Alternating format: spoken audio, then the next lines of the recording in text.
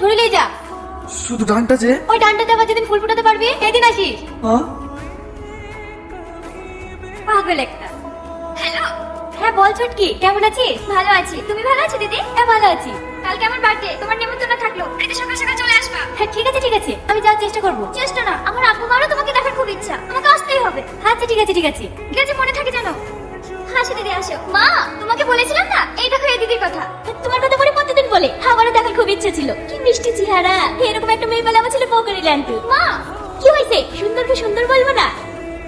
চলো দিদি, কেক কেটে নিবি। এবারে তোর ভাই এসছে, আর কথা বলো না, 3-4বার ফোন করা হয়ে গেল। আজকে দিনে কিছু হাসপাতালে রক্ত দিতে বলছে, কেক কেটে লিগা, আমার আসতে দেরি হবে। এতে রাগ করার কি আছে? কারোর রক্ত প্রয়োজন হলে দেবে না? চাচা, তোর বান্ধবীদেরকে লিখে কেক কেটে লিগা। আজ খুব মজা হলো, তুমি না আসলে এত মজা হতো কি না? সত্যি তোর ফ্যামিলিটা অনেক সুন্দর। এই ভাই, এখানে ভেবে ফুলের ডানটাকে পুঁতে রেখেছে। আর বলো না, আমার ভাই কোন মেয়ে নাকি ওকে বলেছে এই ডানটাতে ফুল ফুটলে ওর ভালোবাসা অ্যাকসেপ্ট করবে।